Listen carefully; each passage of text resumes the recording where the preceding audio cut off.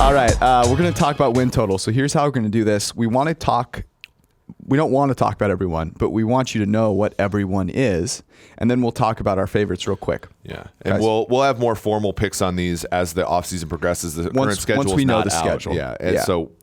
But there might be some value on these, and so we want to call your attention. You might want to make an impromptu trip to Vegas. An investment. Yeah. By the way, one of my favorite commercials ever was the Jetta commercial where the guy decides to go to Vegas in the middle of the commercial. I've always dreamed of doing that. Win totals. Here we go. Arizona Cardinals. Their total is 5. I'm going to say that goes over because they probably draft Kyler Murray, and it's not that hard to have a great quarterback and go over 5 wins. Yeah. I'm going to say under because of that division. Falcons, 8.5. I'm going to say they go under because Falcons. I'm going to say they go over because Matt Ryan and a new offensive coordinator. They also have Julio Jones. Ooh, that would be a reason they might go under. Ravens, 8.5. I'm going to say they go under because Lamar Jackson is not accurate throwing the football. Yeah, this is the same over-under as a season ago. So I'm going to make the argument that their defense is better and their quarterback position is better. I broke the tie there. It's okay. We'll get back on it. Bills, I'm going to say they go over. The number is 6. And I'm going to say they go over because they have a generational talent at running back in Josh Allen. I'm going to say they go under because I think the Dolphins are going to be bad at tanking, and I think the Jets are going to sweep them. Interesting. Panthers, 8. I'm going to say they go under because they probably still won't be able to cover well enough. I'm going to say they go over because Falcons. Ooh. Bears, 9.5. Is that you? I have nothing. Oh, for the over? Yeah, it's an under. I mean, this is Jacksonville of 2018. Look, if Bortles North can run it back like he did last year, look out. Bengals, 6. Is it my turn to go over or under? You're an under right now. It's going to be tough, because it's our hometown Bengals. But I just think this may be the end of the road for Andy Dalton. Interesting, because in your list of quarterbacks, Andy Dalton was the fourth highest graded quarterback on first and second down. He actually had a good season last year, and I think if he stays healthy, they will get to their customary 7.5 Bengal wins. I had to pick something. I know. Browns, 9 over. The reason they're going to go over is that Odell Beckham Jr., Baker Mayfield, and Jarvis Landry could be the best trio in the NFL this year. Yeah, we call them the triplets. The Browns, I think the under is in play because I think Pittsburgh's being undervalued right now, and I think the Ravens are still to be contended with.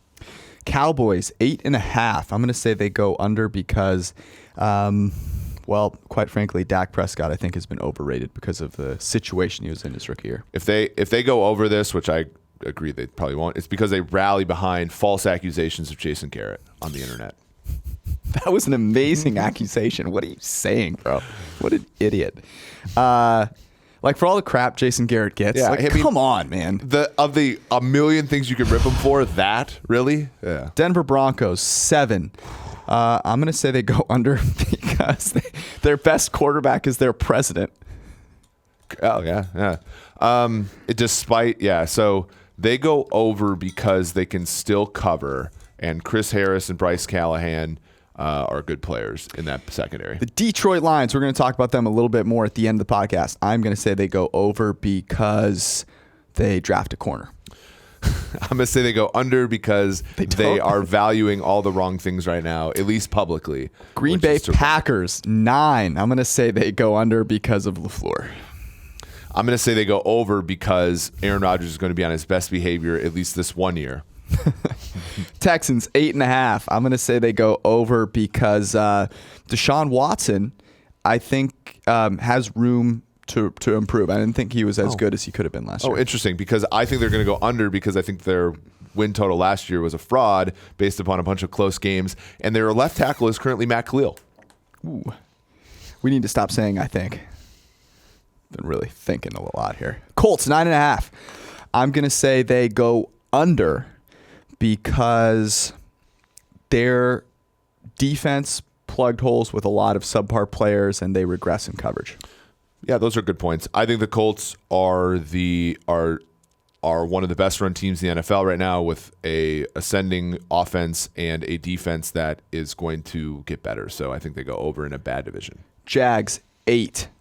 They go over because that defense is as talented as any defense. They regressed in coverage and we're still top 5. They can remain a top 5 coverage team.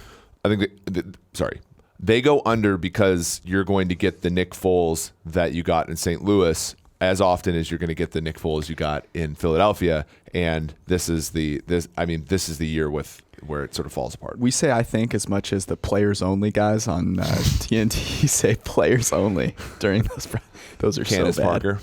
Candace Parker's the only she's the person only that knows one. what she's talking about. Chiefs 10.5. They will go. What am I on? Over now? No, you're on under, which I think you probably like. Yeah, they will go under because they may not have Tyreek Hill, and I could be cornerback 1 on that team. I think they go over because they have Patrick Mahomes and Andy Reid. Chargers 10. They go over because Phillip Rivers still a top 5 quarterback. They go under because they're the Chargers, and the Raiders are going to improve, and the Chiefs are better than they are, and they don't get a home game against the Chiefs. Rams 10.5. This pains me to say. Make a case for this, but I think this is sound. They go under 10.5 because that offensive line was fraudulent. It was protected by scheme. That scheme will get studied more than any other scheme this offseason by defenses and offenses alike. I think they go over because Zach is a brilliant and up-and-coming quarterback. It's an easy coach. one. They have a fantastic coaching staff. Dolphins 5. They go over because 5 wins is like not that many. They go under because they've been a 3-win team for the last 3 years, and for some ungodly reason, Adam Gase can somehow get squeezed 6 and 7 wins out of that team. And Gronk's not playing safety for the Pats this year. That's right. Vikings 9. They go under because Kirk Cousins is a 15-20 quarterback. They go over because the Bears regress, Detroit's bad, and the Packers are on the verge of implosion. Lovely. Patriots 11. They go over because they're playing a bunch of JV teams. Come on. This is the lowest number the Pats have gotten in a while. I think they go under because at some point they have to. I'm glad you think that. Saints 10.5. They go under because Drew Brees feels the effect of age and they don't have an influx of new talent in the first round. Oh, cool. I think they go over because their offense has more firepower than it did a season ago, with Ted Ginn probably playing the whole year, Jared Cook playing tight end, and they lose Mark Ingram, which they replace him with Latave Train. Giants 6. They go over because luck, and they trade for Russell Wilson. You can't have 2 quarterbacks from the same draft class on the same team. So they go under on principle. Jets 7. Under because that is one of the most void of talent teams in the NFL. They go over because with a quarterback with the potential of Sam Darnold, often that doesn't matter. True. Raiders 6. They go over because they trade up for Kyler Murray. Actually, regardless, they go over because of Antonio Brown. They go under because their division is the toughest in football with the Chargers and the Chiefs. Eagles 9.5 under because their best quarterback's no longer there. They go over because they value the right things and are smart. And their quarterback is far better than his stats were a season ago. Steelers 9. They go over because Juju fills in beautifully for Antonio Brown and Ben will be motivated. They go under because there's only room in this universe for one person who looks like me and is successful. 49ers 8. They go over. Super Bowl. Let's go. They go under because we're wrong about the Seahawks. Seahawks 8.5. They go under because they trade Russell Wilson. If they trade Russell Wilson, I'm buying all the tickets to Vegas. They go, you said under, right? So they go over because their defense improves from a season ago where it was bad and covered up, and Russell Wilson continues to be a top 5 quarterback in the league. Almost done. Bucks 6. You're over. I know. Do you want to switch? Because I'll take the over on the Bucks. No. I'm taking the over, and it's because of Bruce Arians. Yeah, for sure. They go under because we're wrong about Jameis Winston, and he does not have the potential we think he does. I was really trying for some sort of Uber and Tampa joke, and it didn't work. Yeah. Titans 8.5. They go under because the Iron Chef throws clean pocket ints, baby. Nashville, though, I wish they were good. They go over because somebody has to win that division every year. Won't be them. Redskins 6. They go over because they draft a quarterback. They go under because they don't draft a quarterback, and we're stuck watching Case Keenum, and 2017 was an aberration. All right.